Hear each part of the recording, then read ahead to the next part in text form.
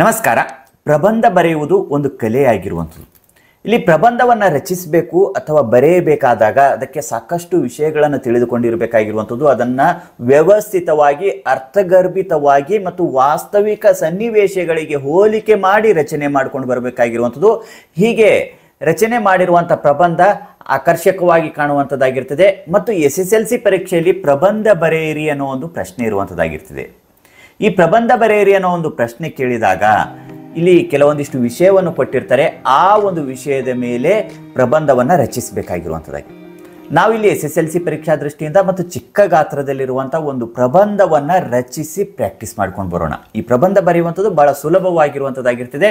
ಈ ಪ್ರಬಂಧಕ್ಕೆ ಸಂಬಂಧಿಸಿದಂತೆ ಒಂದಿಷ್ಟು ಅಂಶಗಳನ್ನು ಸಂಗ್ರಹಿಸಿ ಅದನ್ನು ಅರ್ಥಗರ್ಭಿತವಾಗಿ ಜೋಡಿಸಿ ಬರೆದುಕೊಂಡು ಬರಬೇಕಾಗಿರುವಂಥದ್ದಾಗಿದೆ.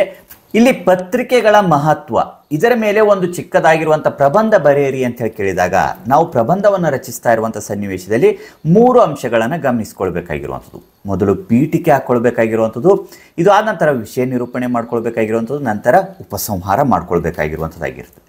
ಈ 3 ಅಂಶಗಳನ್ನು ಗಮನದಲ್ಲಿಟ್ಟುಕೊಂಡು ಒಂದು ಅಚ್ಚುಕಟ್ಟಾಗಿರುವಂಥ ಪ್ರಬಂಧವನ್ನು ಬರೆದುಕೊಂಡು ಬರಬಹುದಾಗಿರುವಂಥದ್ದು. ಇಲ್ಲಿ ಒಂದು ನಾವು ಚಿಕ್ಕದಾಗಿರುವಂಥ ಮಾದರಿ ಪ್ರಬಂಧವನ್ನು ರಚಿಸಿಕೊಂಡು ಬರೋಣ. ನೀವು ಸಹ ಸಾಕಷ್ಟು ವಿಷಯವನ್ನು ಸಂಗ್ರಹಿಸಿ ಪ್ರಬಂಧ ರಚನೆಯನ್ನು ಪ್ರಾಕ್ಟೀಸ್ ಮಾಡಿಕೊಂಡು ಹೆಚ್ಚು ಪ್ರಬಂಧಗಳನ್ನು ಬರೆದು ಪ್ರಾಕ್ಟೀಸ್ ಮಾಡಿದ್ದೇ ಆದಲ್ಲಿ ಪರೀಕ್ಷೆಯಲ್ಲಿ ಬರುವಂಥ ಎಲ್ಲ ಪ್ರಬಂಧಗಳಿಗೆ ಉತ್ತರಿಸುವುದಕ್ಕೂ ಸಹ ಸಾಧ್ಯವಾಗುವಂಥದ್ದಾಗಿರ್ತದೆ. ಈ ಪ್ರಬಂಧ ರಚನೆ ಒಂದು ಹವ್ಯಾಸವಾಗಿ ಬೆಳೆಸಿಕೊಳ್ಳುವುದಕ್ಕೂ ಸಹ ಸಾಧ್ಯವಾಗುವಂಥದ್ದಾಗಿರ್ತದೆ.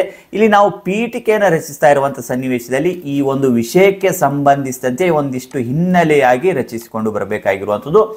ವಿಷಯವನ್ನು ನಿರೂಪಣೆ ಮಾಡ್ತಾ ಇರುವಂಥ ಸನ್ನಿವೇಶದಲ್ಲಿ ಸಮಗ್ರವಾಗಿ ಆ ವಿಷಯವನ್ನು ತಿಳಿಸಿಕೊಡಬೇಕಾಗಿರುವಂಥದ್ದು. ನಂತರ ಉಪಸಂಹಾರದಲ್ಲಿ ಈಗಾಗಲೇ ಈ ಒಂದು ವಿಷಯ ನಿರೂಪಣೆಯಲ್ಲಿ ಹೇಳಿರುವಂಥ ಅಂಶವನ್ನು ಸಮಗ್ರವಾಗಿ ಚಿಕ್ಕ ಗಾತ್ರದಲ್ಲಿ ಹೇಳಿಕೊಂಡು ಬರಬೇಕಾಗಿರುವಂಥದ್ದು ಆಗಿರ್ತದೆ. ಈಗ ನಾವು ಪ್ರಬಂಧವನ್ನು ರಚಿಸಿಕೊಂಡು ಬರೋಣ.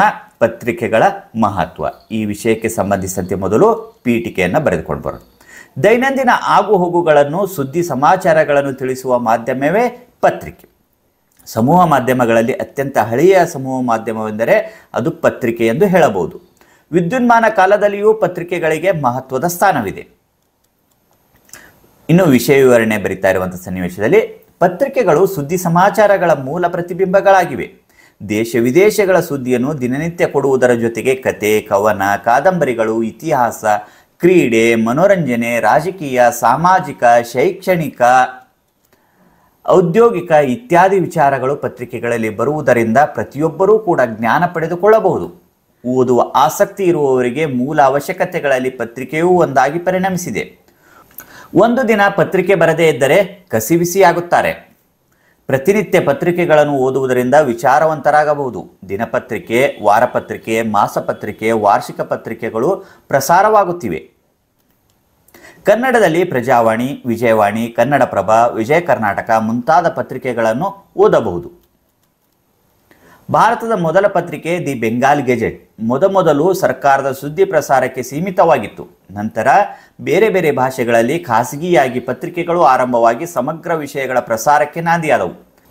ಆದ್ದರಿಂದ ವೃತ್ತಪತ್ರಿಕೆಗಳನ್ನು ಓದುವುದರಿಂದ ಸಾಕಷ್ಟು ವಿಚಾರಗಳು ಲಭಿಸುತ್ತವೆ. ಇನ್ನು ಉಪಸಂಹಾರವನ್ನು ಕೊನೆಯದಾಗಿ ಬರೆದುಕೊಂಡು ಬರಬೇಕಾಗಿರುವಂಥದ್ದು. ಪತ್ರಿಕೆಗಳು ವಿಚಾರ ಶಕ್ತಿಯ ಆಕಾರಗಳು, ಜ್ಞಾನಾರ್ಜನೆಯ ಪ್ರಬಲ ಮಾಧ್ಯಮಗಳು. ಆದ್ದರಿಂದ ವಿದ್ಯಾರ್ಥಿಗಳು, ಸಾರ್ವಜನಿಕರು ದಿನನಿತ್ಯ ಬೇರೆ ಬೇರೆ ಭಾಷೆಯ ಬೇರೆ ಬೇರೆ ಪತ್ರಿಕೆಗಳನ್ನು ಓದಿ ವಿಚಾರವಂತರಾಗಬೇಕೆಂಬುದು ನಮ್ಮೆಲ್ಲರ ಆಶಯವಾಗಬೇಕು. ಈ ರೀತಿಯಾಗಿ ನಾವು ಚಿಕ್ಕದಾಗಿರುವಂಥ ಒಂದು ಪ್ರಬಂಧವನ್ನು ಇಲ್ಲಿ ರಚಿಸಿಕೊಂಡು ಬಂದಿರುವಂಥದ್ದಾಗಿದೆ. ನೀವು ಇನ್ನೂ ಸಾಕಷ್ಟು ವಿಷಯಗಳನ್ನು ಸಂಗ್ರಹಿಸಿ ಇನ್ನೂ ಆಕರ್ಷಕವಾಗಿ ಪ್ರಬಂಧವನ್ನು ರಚನೆ ಮಾಡಿಕೊಂಡು ಪ್ರಾಕ್ಟೀಸ್ ಮಾಡ್ಕೊಂಡು ಬರಬಹುದಾಗಿರುವಂಥದ್ದಾಗಿದೆ. ಈ ಒಂದು ಪ್ರಬಂಧದ ವಿಡಿಯೋ ನಿಮಗೆ ಇಷ್ಟ ಆದಲ್ಲಿ ಲೈಕ್ ಮಾಡಿ, ನಿಮ್ಮ ಸ್ನೇಹಿತರಿಗೆ ಶೇರ್ ಮಾಡಿ.